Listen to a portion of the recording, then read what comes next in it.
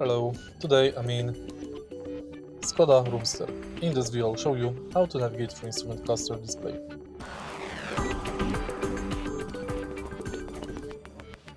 In the beginning, take a look behind the right side of the steering wheel.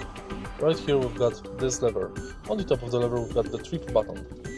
Press the trip button to navigate through instrument cluster. Press the OK button to switch between trip A and trip B, and press the hold OK button to reset it. Now let's take a look what we can find here. Firstly, we can find current fuel consumption, trip timer, outside temperature, speed, average speed, range, and trip info. Right here we can find timer, odometer, and trip odometer. If you find this video helpful, please leave like, comment, and subscribe.